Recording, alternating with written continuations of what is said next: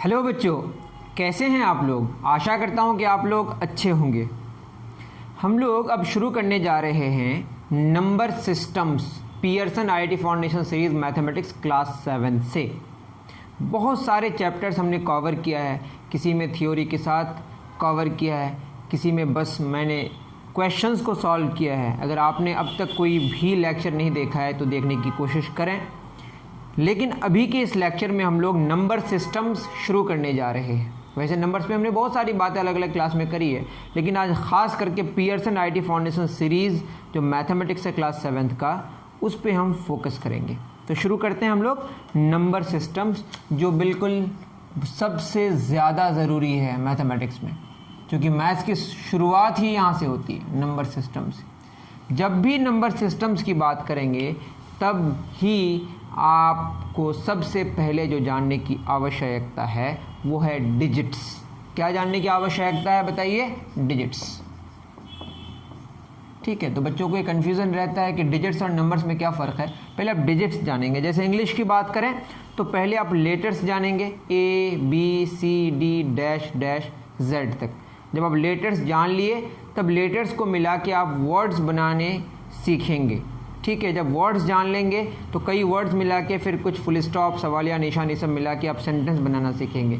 इस तरह से सेंटेंसेस से पैराग्राफ्स बनाना सीखेंगे, और पैराग्राफ्स से फिर आप क्या जानेंगे, एक स्टोरी बन जाएगी, फिर स्टोरी से एक किताब बन जाएगी। इसी तरीके से मैथ्स में जो शुरुआत होती है चीज़ें, वो डिजिट्स से शुरू होती है। किससे शुरू होती है? डिजिट से। बेसिकली चीज़ें शुरू हुई अल्फ़ाबेट्स से। किससे? जैसे ग्रीक, जैसे है ना, चाइना में चाइनीज़ होता है, तो ग्रीस एक कंट्री है, वहाँ के लेटर्स को हम लोग ग्रीक लेटर्स कहते हैं। उसका नाम है अल्फ़ाबेट्स। अल्फ़ा और बीटा यहाँ से आया हमारा, अल्फ़ा और बीटा। इसका नाम है अल्फ़ा, इसका नाम है बीटा। तो जो बेसिक्स है, फंडामेंटल है, जहाँ से चीज़ें शुरू होती हैं, उसको हम लोग अल्फ़ाबेट्स कहते हैं। जैसे इंग्लिश के अल्फ़ाबेट्स का नाम लेटर्स है, हिंदी के अल्फ़ाबेट्स का नाम अक्षर है, उर्दू के अल्फ़ाबेट्स का नाम हरूफ है। ठीक है, उसी तरीके से मैथ्स के अल्फ़ाबेट्स का नाम डिजिट्स है, जो सिंगल सिंगल होता है, जहाँ से चीज़ें शुरू होती हैं। तो हम लोग बोलेंगे डिजिट्स आर अल्फ़ाबेट्स। किसका? मैथमेटिक्स का। तो मैथ्स एक क्या हो गया? एक लैंग्वेज हो गया, एक भाषा हो गई जिनके अल्फ़ाबेट्स का नाम डिजिट्स हैं। वो कौन कौन होंगे? जैसे इंग्लिश में A B C D single single है, इसमें सिंगल सिंगल कौन है? 0 1 2 3 4 5 6 7 8 9 10 लिखेंगे तो उसमें 2 डिजिट्स हो जाएंगे। तो ये आपके डिजिट्स हैं। टोटल नंबर ऑफ डिजिट्स कितने हो गए? आप गिन लें, 10 हो गए, क्योंकि 1 से लेकर 9 तक 9 डिजिट्स हो गए और 0 मिलके 10 डिजिट्स हो गए। आपको पता होगा ज़ीरो का जो ज़ीरो के बारे में जो सबसे पहले बताया वो किसने बताया? इंडिया का ही कोई थे, मैं नहीं बताऊंगा कौन है, बहुत ही फेमस है।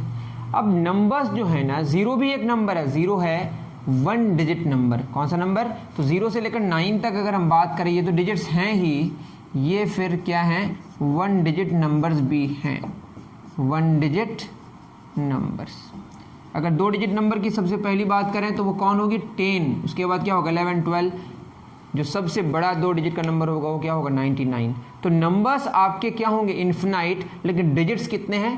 10 है। तो मैं अगर 10 11 कहाँ तक जाऊँ? 99 तक। These are 2 digit numbers. ठीक है, इसी तरीके से 100 से लेकर 999 तक 3 डिजिट नंबर्स। मैं बस पॉजिटिव इंटीजर्स और ज़ीरो की बात कर रहा हूँ। अभी इंटीजर्स के बारे में आपने पहली बार सुना होगा तो कोई बात नहीं, लेकिन इंटीजर्स भी एक तरह का नंबर है। तो डिजिट्स आप समझ गए, अल्फ़ाबेट्स ऑफ मैथमेटिक्स। अब जानेंगे हम लोग नंबर्स के बारे में। किसके बारे में? सिंपल सी बात है, डिजिट्स। इसमें ज़्यादा हम वक्त लगाएंगे तो शायद कोई फ़ायदा नहीं है। तो डिजिट्स सबसे पहले हमने जान ली। अब जानेंगे नंबर्स के बारे में। जैसे इंग्लिश में हम अल्फ़ाबेट्स या लेटर्स जान लिए तो वर्ड्स जानेंगे, उसी तरीके से अब जानेंगे नंबर्स के बारे में। क्या होता है नंबर्स बताइए? These are words of mathematics.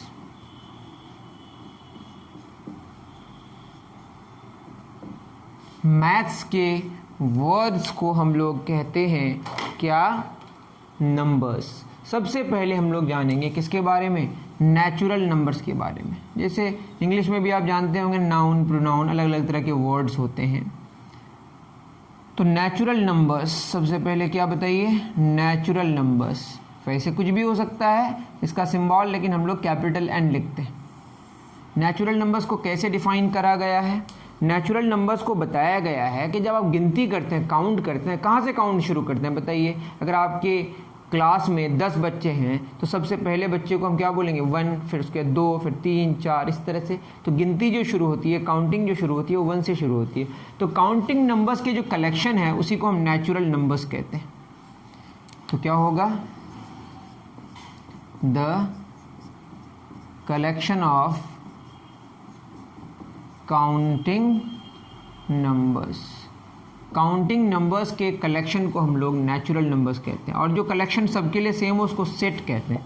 तो ये बेसिकली सेट है। तो सेट एक अलग से चैप्टर है जो आप जानेंगे। तो ऐसे कलेक्शन जिनमें जो एलिमेंट्स है, नेचुरल नंबर्स का कलेक्शन करेंगे तो आप भी 1 से शुरू करेंगे, मैं भी 1 से शुरू करेंगे। 1 के बाद 2 आपके लिए भी होगा, 1 के बाद 2 मेरे लिए भी होगा। तो ऐसे सेट को हम लोग, ऐसे कलेक्शन को बोलते हैं सेट। कहाँ से होगा? 1, 2, 3 डैश डैश डैश, कहाँ तक जाएगा? इन्फिनाइट तक। तो सबसे छोटा नेचुरल नंबर कौन है? 1 है। लीस्ट नेचुरल नंबर कौन है बताइए? Least natural number 1। और ग्रेटेस्ट नेचुरल नंबर, सबसे बड़ा कौन है?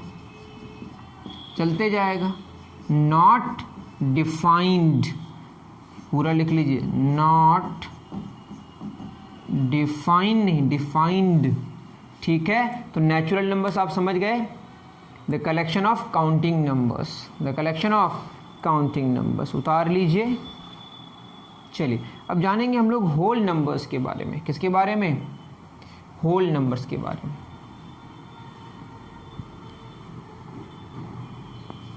क्या होगा होल नंबर्स? अब जानेंगे हम लोग किसके बारे में? होल नंबर्स के बारे में। होल नंबर्स को सिंबल दिया जाता है W। काउंटिंग नंबर्स ही है, जस्ट इसमें 0 इंक्लूड हो जाएगा। तो क्या लिखेंगे? Collection of, the collection of counting numbers including 0। कहाँ से बात शुरू होगी? 0 से, फिर 1, 0 ऐसे होता है, ये O हो जाता है। ठीक है, 2, 3, कहाँ तक जाएगा? इन्फिनाइट तक। सबसे छोटा होल नंबर कौन है? 0। सबसे बड़ा कौन है? इन्फिनाइट। तो आपने क्या देखा? होल नंबर्स में दो चीज़ें हो गई। क्या क्या? काउंटिंग नंबर्स, जिसको हम नेचुरल नंबर्स कहते हैं, इंक्लूडिंग 0। तो 0 भी होल नंबर है, और नेचुरल नंबर्स जितने सारे हैं वो भी होल नंबर्स हैं। लेकिन जितने सारे होल नंबर्स हैं वो नेचुरल नंबर्स तो नहीं है ना। क्यों? क्योंकि अगर सारे होल नंबर्स नेचुरल होंगे, अगर ऐसा मैं बोलूँ, तो 0 छूट जाएगा। मेरी बात समझ आ रही है? All natural numbers are whole numbers, but all whole numbers are not natural. क्या लिखेंगे बताइए? All natural numbers are whole, but all whole numbers are not natural. ठीक है, सारे नेचुरल नंबर्स होल नंबर्स हैं, लेकिन सारे होल नंबर्स नेचुरल नहीं है। क्यों? क्योंकि 0 छूट जाएगा। इतनी बात समझ आई? इसको बोलते हैं हम लोग ट्री डायग्राम, और दूसरा होता है वेन डायग्राम। ऐसे लिखते हैं। ये आपका बॉक्स है, किसका? होल नंबर्स का। होल नंबर्स के अंदर कौन आ गया बताइए? Natural numbers. होल नंबर्स के अंदर है नेचुरल नंबर्स, लेकिन नेचुरल नंबर के अंदर 0 नहीं है, लेकिन होल नंबर्स के अंदर 0 है। ठीक है, तो 0 हमने यहाँ लिख दिया। इसका नाम है वेन डायग्राम, और ये क्या है? Tree diagram.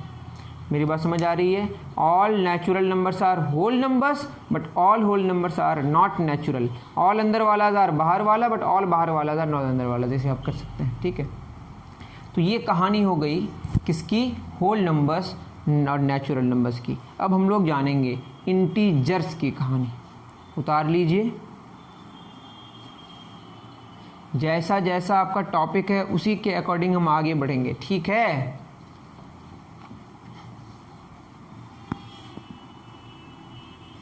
चलिए अब जानते हैं हम लोग इंटीजर्स की कहानी। इंटीजर्स को या तो आई लिखिए, लेकिन ज़्यादातर जगह आपको जेड मिलेगा। जेड ज़हलैन से आया है, ये एक जर्मन वर्ड। जर्मनी एक कंट्री है, वहाँ के चीज़ों को जर्मन कहते हैं। तो जर्मन है, इसका मतलब होता है गिनती करना। तो वैसे गिनती करना होता है इसका मतलब, लेकिन ये होता क्या है वो देखिए।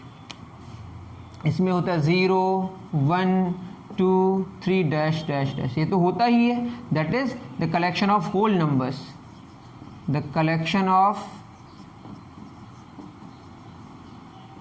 आप पूरा लिखिएगा COLLECTION, होल नंबर्स। इसमें -1 -2 -3 डैश डैश, मतलब ये होल नंबर्स में नेगेटिव लग गया। That is the collection of whole numbers including, natural numbers में नेगेटिव लग गया, including negative of natural numbers. ठीक है, होल नंबर्स तो हैं ही, साथ में नेगेटिव ऑफ नेचुरल नंबर्स भी हैं। मेरी बात समझ आ रही है? तो इसका सबसे छोटा इंटीजर कौन है? Not defined. और सबसे बड़ा भी कौन है? नॉट डिफाइंड, क्योंकि सबसे बड़ा भी आगे पता नहीं है, सबसे पीछे भी सबसे पता नहीं है। ठीक है, इतनी बात आपको समझ आ गई। इसको अगर हम देखें, इसकी 3 किस्में हम कर सकते हैं। क्या क्या? Integers, that is z। एक तो हमारे पास कौन है? 0, इसको हमने तो पॉजिटिव बोलेंगे और नहीं नेगेटिव। और एक 1 2 3 डैश डैश डैश, बस ये पॉजिटिव है, z प्लस, इसको बोलते हैं हम लोग पॉजिटिव इंटीजर। क्या बोलते हैं? Positive integers. और पॉजिटिव इंटीजर्स कौन कौन है बताइए? 1 2 3 डैश डैश डैश, इसी को हम लोग क्या बोलेंगे? और नेचुरल नंबर्स। ये कौन कौन है? 1 2 3 डैश डैश डैश। तो positive integers are just natural numbers and 0 is neither positive nor negative। z minus, इसी को हम क्या कहेंगे? Negative integers. ठीक है, ये कौन कौन होगा? -1 -2 -3 डैश डैश डैश। बात समझ आ रही है? दूसरे तरीके से हम इंटीजर्स को किस तरीके से कर सकते हैं? इंटीजर्स है, ठीक है, इधर हमारा कौन है बताइए? Whole numbers. और इधर क्या बचा? Negative integers. होल नंबर्स में कौन कौन है बताइए?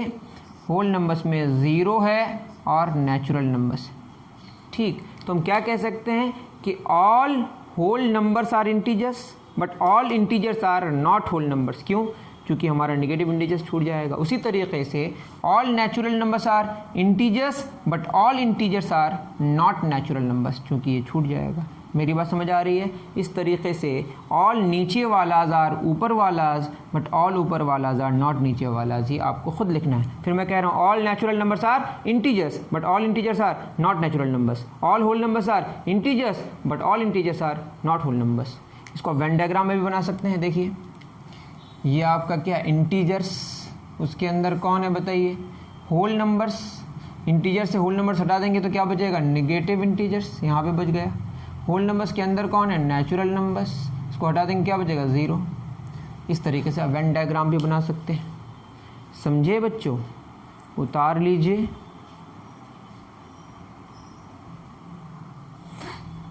तो बात हो गई इंटीजर्स तक। ठीक है, अब ज़रा सा हम लोग जानेंगे किसके बारे में, जो हमारी किताब में गिवन है। नेचुरल नंबर्स की जब बात करेंगे ना, तो नेचुरल नंबर्स में हमें 2 चीज़ जानना ज़रूरी है। ठीक है, एक होता है हमारा कंपोजिट नंबर और एक होता है कौन सा नंबर? Prime number. ठीक है, इसमें फैक्टर्स जानना पड़ेगा। क्या जानना पड़ेगा? फैक्टर्स। तो बहुत इजी है, वैसे ये बीच में डाल दिया है। मैं फिर कह रहा हूँ, क्योंकि पियर्सन आईडी फाउंडेशन जो मैथमेटिक्स है क्लास 7 का, उसके अकॉर्डिंग हम पढ़ा रहे हैं, तो हमको उसके टॉपिक्स को देख देख के आगे बढ़ना है, क्योंकि बच्चे इसको फॉलो कर रहे हैं। ठीक है, तो हम लोग अब जानेंगे किसके बारे में? Prime numbers and composite numbers. जब भी प्राइम नंबर्स और कंपोजिट नंबर्स आपके दिमाग में आए तो बस आप बात करेंगे किसकी?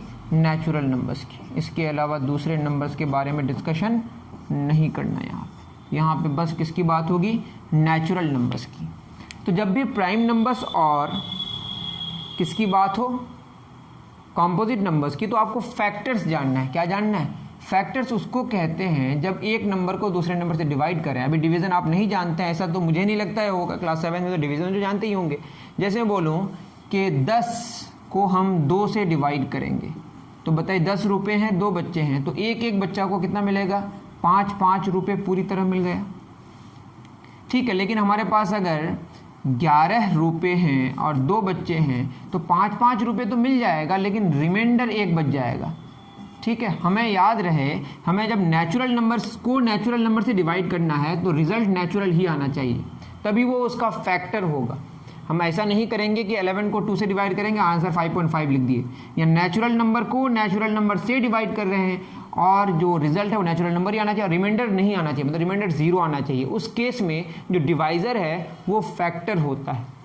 दैट मीन्स 10 का फैक्टर 2 है, उसी तरह 10 का फैक्टर 1 भी है, 10 को 1 से डिवाइड करेंगे 10 मिलेगा, 10 का फैक्टर 5 भी है 2 मिलेगा, 10 का फैक्टर 10 भी है 1 मिलेगा। तो जो नंबर से हम किसी नंबर को डिवाइड करेंगे और डिवाइड करने के बाद उसका जो कोशिएंट है वो नेचुरल ही हो और उसका जो रिमाइंडर हो 0 हो, तो उस केस में जो डिवाइज़र है वो फैक्टर बन जाता है। अभी मैं नेचुरल नंबर्स की कहानी बता रहा हूँ, मैं आपको इंटीजर्स की कहानी नहीं बता रहा, सारे नेगेटिव इंटीजर्स की। ठीक है, तो मैं बात कर रहा था जैसे 0 के फैक्टर तो इन्फिनाइट होंगे, उसके बारे में भी डिस्कस नहीं कर रहा हूँ। ठीक है, फैक्टर्स के बारे में तो बताइए कि प्राइम नंबर्स को डिफाइन करा गया है कि प्राइम नंबर्स वैसे नेचुरल नंबर्स जिनके फैक्टर्स एग्जैक्टली 2 हों, मतलब 2 फैक्टर्स हों। जैसे 3 में क्या क्या फैक्टर है, 1 है और 3 है, तो प्राइम नंबर्स क्या हो गए बताइए, एग्जैक्टली कितने फैक्टर्स, 2 फैक्टर्स। कॉम्पोजिट नंबर किसको बोलेंगे, मोर देन 2 फैक्टर्स। सिंपल सी बात है। और किसकी बात करेंगे, नेचुरल नंबर्स की। ठीक, अब देखिए मैं अगर बात करूं, मैं नेचुरल नंबर्स लूं, ठीक है, उसके बाद ये है 1 2 3 4 5 6 7, यहीं तक लेता हूँ। ठीक है, अब बताइए फैक्टर्स लूँगा तो 1 किस किस से डिविजिबल है, एग्जैक्टली बताइए, 1 सिर्फ 1 से ही डिविजिबल है, 2 1 से है और 2 से है। फैक्टर तो उससे बड़ा हो ही नहीं सकता ना, क्योंकि हमको नेचुरल नंबर ही चाहिए कोशेंट में। 3 का 1 और 3, 3 1 3 3, 3 1 3, 4 का 1 2 4, 5 का 1 और 5, 6 का 1 2 3 6, 7 का 1 और 7। बताइए अब ये कैसा नंबर होगा, एक ही फैक्टर है, हमने क्या बोला, जिसका 2 फैक्टर्स हो एग्जैक्टली वो प्राइम नंबर है। 2 फैक्टर्स नहीं, एक ही फैक्टर है, जिसके 2 से ज़्यादा हो कॉम्पोजिट नंबर है। तो ये क्या हो गया, 1 is neither prime nor composite. 2 क्या होगा, 2 फैक्टर्स, तो ये प्राइम होगा। 3 क्या होगा, 2 है प्राइम होगा। 4 है क्या होगा, कॉम्पोजिट होगा। 3 है यहाँ पे तो कॉम्पोजिट होगा। 2 है तो यहाँ प्राइम होगा। 4 है 2 से ज़्यादा तो क्या होगा, कॉम्पोजिट होगा। 2 है तो क्या होगा, प्राइम होगा। इसी तरीके से 8 के बारे में अगर हम बात करें तो इसके क्या क्या होंगे बताइए, 1 2 4 8, तो ये क्या होगा, कॉम्पोजिट। 9 के बारे में बात करें तो क्या होगा, 1 3 9, तो ये क्या होगा, कॉम्पोजिट। 10 के बारे में बात करें तो क्या होगा, 1 2 5 10, ये भी क्या होगा, कॉम्पोजिट।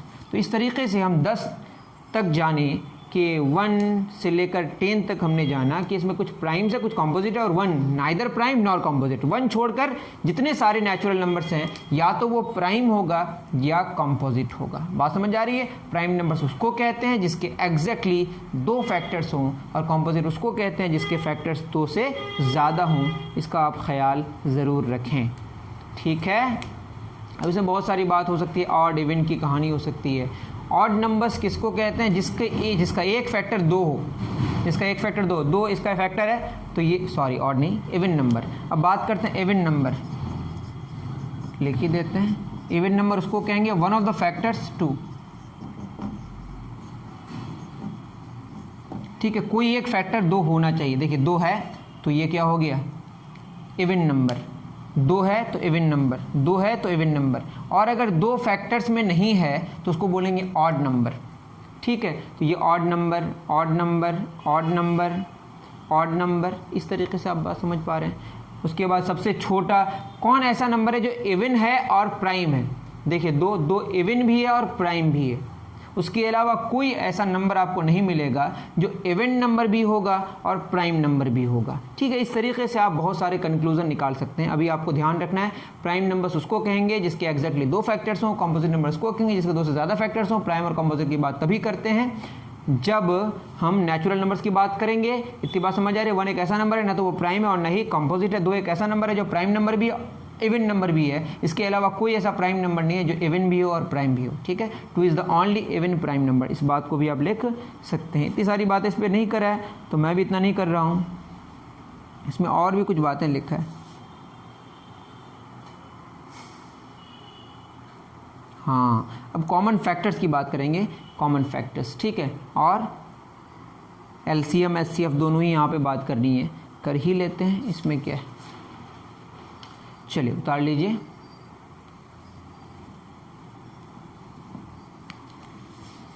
ये फैक्टर्स की भी बात हो गई यहाँ पे।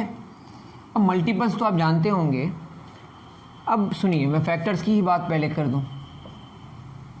फैक्टर्स, जैसे मैं बोलूं कि मेरे पास 6 है या 8 है और 12 है। ठीक है, 8 के क्या क्या फैक्टर्स होंगे बताइए? 1 2 4 8। 12 के क्या क्या फैक्टर्स होंगे बताइए? 1 2 3 4 6 12। कॉमन फैक्टर्स कौन? 1 एक कॉमन फैक्टर है, 2 एक कॉमन फैक्टर है, 4 एक कॉमन फैक्टर है। तो सबसे बड़ा कॉमन फैक्टर कौन है? पहले कॉमन फैक्टर्स के बारे में अगर हम बोलें, कॉमन फैक्टर्स ऑफ 8 एंड 12 क्या होगा? 1 2 4। इसमें सबसे बड़ा कॉमन फैक्टर कौन है बताइए? 4। तो इसको बोलेंगे highest common factor is equal to 4। इसी का दूसरा नाम आगे जानिएगा, ग्रेटेस्ट कॉमन डिवाइज़र। क्या नाम है इसका? Greatest common divisor. क्या नाम है इसका बताइए? Greatest common divisor. वैसे एचसीएफ निकालने के आपको बहुत सारे तरीक़े मिल जाएंगे। ठीक है, अभी हम ये एक तरीक़ा हमने बता दिया। अब जानते हैं मल्टीपल्स के बारे में। किसके बारे में? मल्टीपल्स के बारे में। तो ज़्यादा हम इसमें अभी नहीं बता रहे हैं। मल्टीपल्स क्या होगा? देखिए, 8 का क्या क्या मल्टीपल होगा बताइए? इतनी बात समझ आ गई। हाईएस्ट कॉमन फैक्टर इसका 4 हो गया। अब मल्टीपल का मतलब जैसे 8 के क्या क्या मल्टीपल्स हैं? 8 8 दूना 16, 8 3 24, 8 चौक 32, 8 पंजे 40, 8 छक्के 48। ठीक है, इस तरह से आगे बढ़ेगा। उसी तरह 12 का क्या क्या होगा? 12 12 दूना 24, 12 3 36, 12 चौक 48, डैश डैश डैश, ये भी डैश डैश डैश। अब बताइए, मल्टीपल में जो कॉमन है वो कौन कौन कॉमन मल्टीपल्स है बताइए?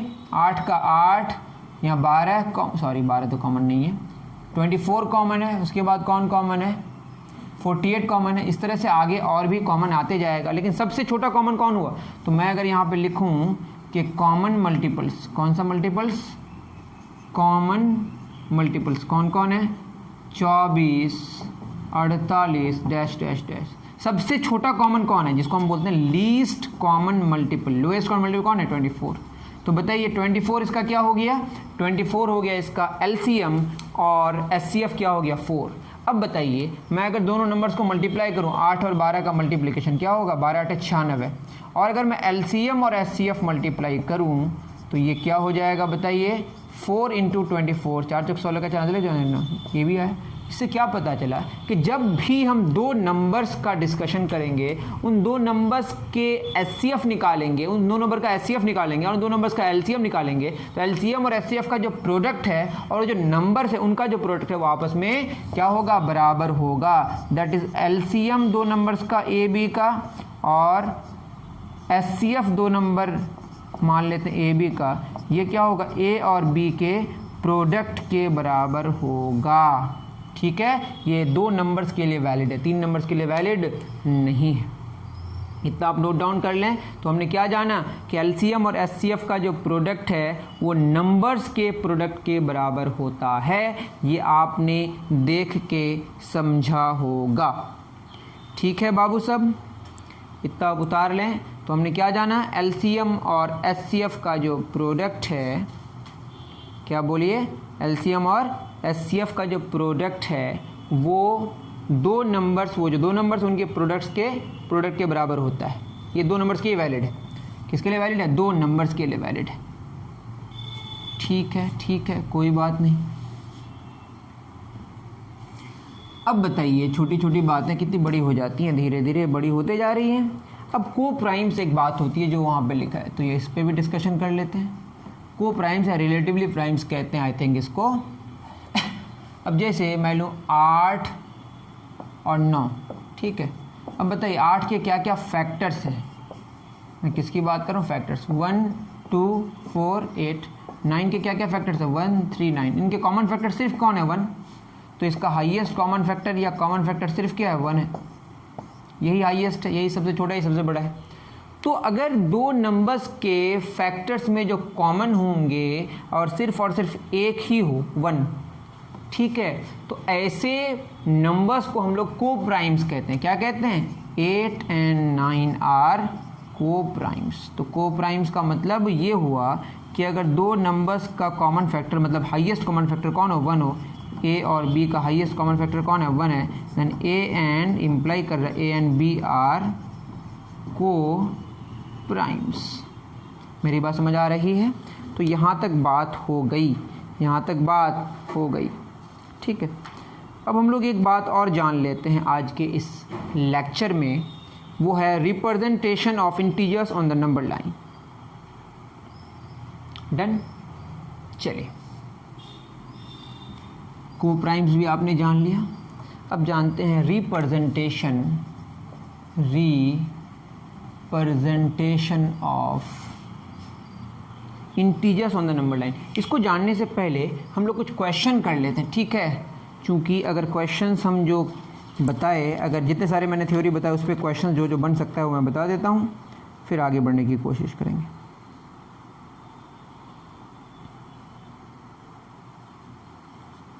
चलिए, क्वेश्चन में तो बहुत ज़्यादा दम नहीं है। जैसे 17 और 19 का SCF निकालना है, question number 20, short answer type question में क्वेश्चन नंबर कौन सा है ये 27। SCF निकालना है किसका, 17 और 19 का। ऑप्शन है 1, बी है ऑप्शन 2, ऑप्शन सी है 17, ऑप्शन डी है 19। मैं फिर कह रहा हूँ SCF को निकालने का हम और भी तरीका आपको बताएंगे। अभी बिल्कुल बेसिक तरीका है। 1 का फैक्टर कौन है, 17 का फैक्टर कौन है बताइए, 1 2 नहीं है 3 नहीं है, सिर्फ कौन है 1 और 17। 19 का कौन है 1 और 19, दोनों ही प्राइम नंबर्स हैं, तो इसके कॉमन फैक्टर सिर्फ कौन है 1 है, तो इसका SCF हाईएस्ट कॉमन फैक्टर कौन हो गया 1 हो गया। ये बेसिकली को प्राइम्स भी है, दो प्राइम्स आपस में को प्राइम भी है। लेकिन दोनों नंबर्स अगर प्राइम नहीं है तब भी ऐसा हो सकता है कि वो दो नंबर्स आपस में क्या हो, को प्राइम हो, क्योंकि को प्राइम का मतलब 1 के अलावा कोई कॉमन फैक्टर न हो। चलिए क्वेश्चन नंबर 29।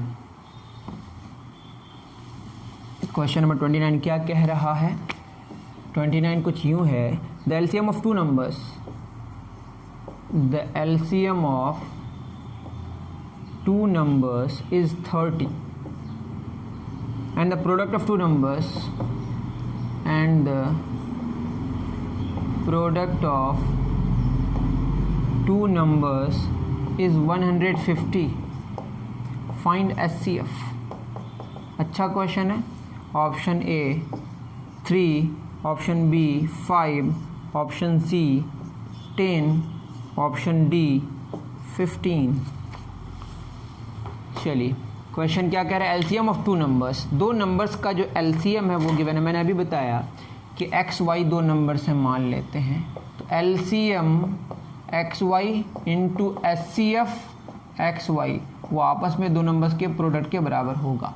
एलसीएम कितना गिवन है दो नंबर्स का 30, और प्रोडक्ट ऑफ द नंबर्स कितना गिवन है बराबर x इंटू वाई, वो कितना गिवन है 150। SCF नहीं पता है उन दो नंबर्स का, तो SCF बराबर क्या हो जाएगा 150, यहाँ पे 30 मल्टीप्लाइड है, यहाँ 30 डिवाइड हो जाएगा, तो SCF हो जाएगा आपका 3 5 15। ठीक है, तो SCF कितना निकल गया 5 से मल्टीप्लाई करेंगे तभी ना 150 आएगा। ऐसे भी समझ आ रहा है, इसको ये नहीं समझ आ रहा है कि 30 से कैसे डिवाइड किए। आप क्या समझा कि SCF कितना हो कि ये 150 हो जाए, तो 30 को कितना से मल्टीप्लाई करना पड़ेगा 5 से, तो ऑप्शन बी इज़ करेक्ट। उम्मीद करता हूँ कि समझ पा रहे होंगे। इसी तरीके से और क्वेश्चंस हैं, शॉर्ट आंसर टाइप क्वेश्चंस। ठीक है, एक था वेरी वाला, एक अब शॉर्ट में आ गया। क्वेश्चन नंबर कौन सा 40 में हमें दिखाई पड़ रहा है। क्वेश्चन नंबर 40, क्वेश्चन 39 में भी HCF LCM निकालना है, वहाँ 3 नंबर्स का है, ठीक है। तो और भी तरीक़े हैं, उन तरीक़ों का इस्तेमाल हम लोग करके सॉल्व करेंगे, ठीक। क्वेश्चन नंबर 39 क्या कह रहा है? LCM HCF निकालना है तो निकाल ही लेंगे आप, मैं 40 करा दे रहा हूँ। The LCM and HCF of 2 numbers, the LCM and HCF of 2 numbers are 6, 25 and 5 respectively लिखा हुआ वहाँ पर, ठीक है। Find the product of the 2 numbers, find the product of the numbers, ठीक है। नंबर्स का अभी हमें बताया कि अगर 2 नंबर्स हों कि LCM और HCF का जो प्रोडक्ट होगा उन 2 नंबर्स के प्रोडक्ट के बराबर होगा। तो हमने क्या बताया कि x और y 2 नंबर है मान लेते हैं, तो LCM XY into HCF XY, कई बार बता दिया हमने, ये किसके बराबर होगा? x इंटू वाई के बराबर, x y ऐसा लिखते हैं, ठीक है। तो ये क्या हो जाएगा? x इंटू वाई, ठीक। अब बताए x इंटू वाई किसके बराबर होगा? LCM into HCF। LCM कितना गिवन है? 625 और HCF कितना? 5, 5 5 25 का 5 हासिल 2, 5 10 2 12 हासिल 1, दे देखते 3125। तो आंसर क्या होगा? 3125। क्या आंसर होगा? 3125। क्वेश्चन नंबर 40, क्वेश्चन नंबर 40 बिल्कुल सही। उसी तरीके से आपके पास क्वेश्चन है, LCM HCF गिवन है, एक नंबर गिवन है, फाइंड द अदर नंबर, ये भी बना देते हैं। समझ पा रहे हैं बच्चों? चलिए बहुत अच्छा। आपको अगर LCM और HCF का निकालने का और भी तरीका आपको पता है तो बहुत खुशी की बात है। क्वेश्चन नंबर 47 ये कह रहा है LCM एंड HCF गिवन है, LCM गिवन है, HCF गिवन है ऑफ 2 नंबर्स, लिखा हुआ है यहाँ पे 96 12 ऑफ 2 नंबर्स, 3 नंबर का नहीं, ठीक है। If one of them is 24, if one of them is 24 then find the other, then find other, ठीक है। LCM और HCF गिवन है, तो LCM AB into HCF AB, अभी AB इस्तेमाल करा, आप XY भी लिख सकते हैं, बराबर क्या होगा? A into B। बताइए LCM कितना गिवन है? 96, HCF कितना गिवन है? 12। If one of them is 24, A 24 है तो B निकालना है, तो क्या हो जाएगा? 96 इंटू 12 बटे 24 बराबर B आ जाएगा, मल्टीप्लाइड है तो डिवाइड हो गया, 12 दूना 24, 2 चौका 2 8 16, तो B का वैल्यू कितना हो गया? 48। तो आंसर क्या हो गया? 48। क्वेश्चन नंबर 47 का जो आंसर हुआ वो हुआ 48, बिल्कुल सही, उतार लें।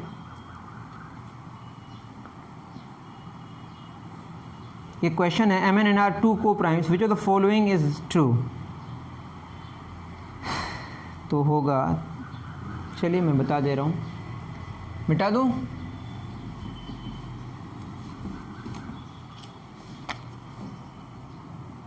कौन सा नंबर?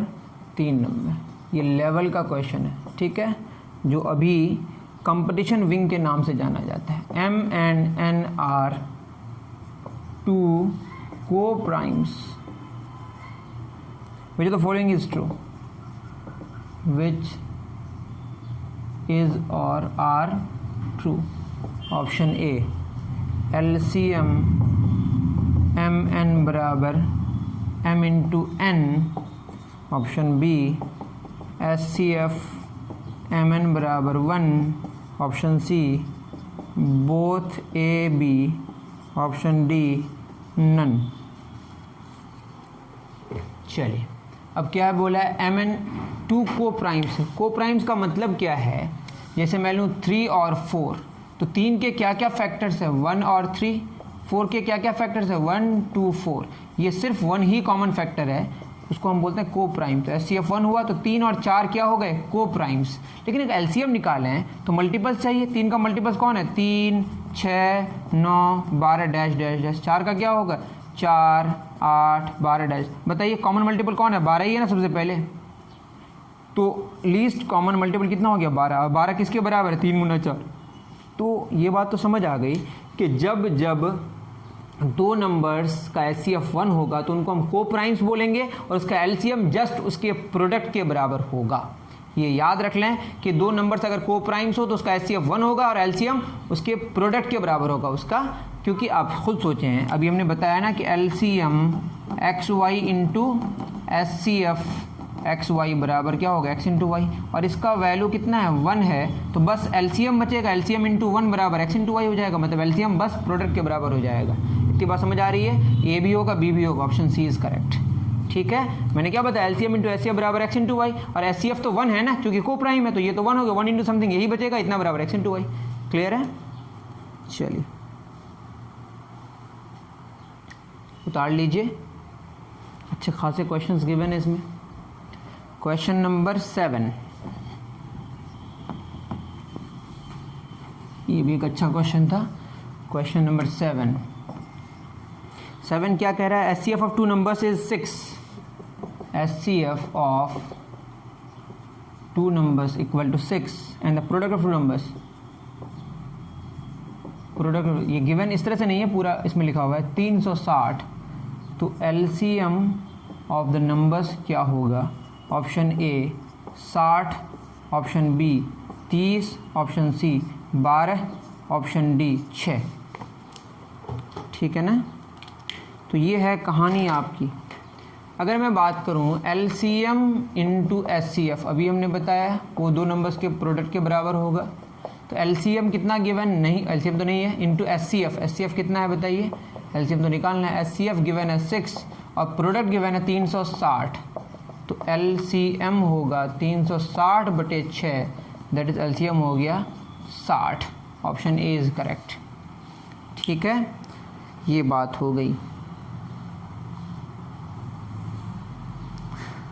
अब बताया 8 नंबर में भी एलसीएम एचसीएफ के बारे में बात है, बट रेशनल नंबर बोल दिया है जो आपको नहीं आएगा समझ।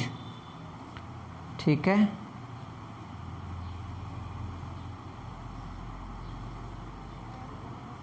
और भी बहुत सारे क्वेश्चंस हैं जो सॉल्व करे जा सकते हैं, जो मैं करा दूँ तो शायद बेहतर होगा। ये तो हो गई कहानी किसकी? एचसीएफ और एलसीएम की। और भी एक क्वेश्चन है 53 नंबर में, आप खुद करें। 58 में मैं सब करा दूँ। चलिए एक क्वेश्चन और करा दे रहा हूँ। क्वेश्चन नंबर 58, क्वेश्चन नंबर 58 क्या कह रहा है? ये कह रहा है the LCM of two numbers is 26। LCM of two numbers is equal to 26। Which the following can be HCF? Which of the following can be HCF? Option A 1, option B 2, option C 13, option D all. अब बताइए कौन HCF हो सकता है? हमने क्या जाना? दो नंबर्स की अगर बात करें तो एलसीएम इंटू एचसीएफ क्या होता है? उन दो नंबर्स के प्रोडक्ट के बराबर होता है, और वो दो नंबर्स क्या होते हैं? Whole numbers, that is natural numbers होते हैं। ठीक है, एलसीएम नंबर्स, एलसीएम कितना गिवन है? 26 इंटू एचसीएफ, इंटू एचसीएफ मैं कह क्या रहा हूँ, इंटू एचसीएफ बराबर प्रोडक्ट ऑफ द नंबर्स। ठीक है, जो प्रोडक्ट ऑफ द नंबर्स होंगे यहाँ पे क्या मल्टीप्लाई कर सकते हैं? मैं क्या कह रहा हूँ, थोड़ा सा मैं गड़बड़ा गया। जैसे मैं बात करूँ किसकी, अभी 8 और 12 के बारे में मैंने बताया ना। 8 और 12 का आप देखिएगा एलसीएम निकला कितना? 48, 8 से 48, 12 से 8 नहीं 24 आया एलसीएम 24, और एचसीएफ कितना आया? एचसीएफ आया, हाईएस्ट कॉमन फैक्टर कितना आया था? 4। तो आप ये देखें जो एचसीएफ एलसीएम है दैट इज 4 को कितना से गुना किया? 6 से गुना किया तो 24 आ गया, और 24 के फैक्टर में 4 आया। 4 के मल्टीपल में, मतलब एचसीएफ के मल्टीपल में एलसीएम आ रहा है और एलसीएम के फैक्टर में एचसीएफ आ रहा है। देखिए 4 के मल्टीपल में 24 आ रहा है, 4 6 के 24, और 24 के फैक्टर में 24 का क्या क्या फैक्टर होता है, 1 2 3 4 6 12 24, ठीक है, 8 भी होता है, बीच में छूट गया था हमारा। तो एलसीएम का जो फैक्टर्स हैं, मतलब 24 का जो फैक्टर्स है उसमें एक फैक्टर 4 भी है, और 4 का जो मल्टीपल है उसमें एक मल्टीपल 24 भी है। दैट इज एलसीएम एचसीएफ का मल्टीपल होता है और एचसीएफ एलसीएम का फैक्टर होता है। तो 26 के फैक्टर्स में कौन कौन आएगा, 1 भी आएगा, 2 भी आएगा, 13 भी आएगा, दैट इज सारा का सारा होगा। मैं फिर कह रहा हूं, जब दो नंबर्स की बात करते हैं तो एलसीएम एचसीएफ की बात करेंगे तो एलसीएम एचसीएफ का मल्टीपल में आएगा और एचसीएफ एलसीएम के फैक्टर्स में आएगा। ये बात आपको समझ आ जानी चाहिए। और भी बहुत सारी बातें करी जा सकती हैं, लेकिन दूसरे लेक्चर में उन सारी चीज़ों का डिस्कस करेंगे। इस लेक्चर में हम लोग थोड़ा सा इंट्रोडक्शन दिए, नंबर्स क्या है, डिजिट्स क्या है, और सबसे ज़्यादा इंपॉर्टेंट जो बात करने की कोशिश करी हमने वो है एलसीएम और एचसीएफ के प्रोडक्ट के बारे में, कि वो दो नंबर्स का जो प्रोडक्ट होता है वो उनके नंबर्स के प्रोडक्ट के बराबर होता है। एलसीएम एचसीएफ के बारे में हमने थोड़ा अच्छे से जानने की कोशिश करी। उम्मीद करता हूं कि आप समझे होंगे जितनी सारी बातें हमने करी।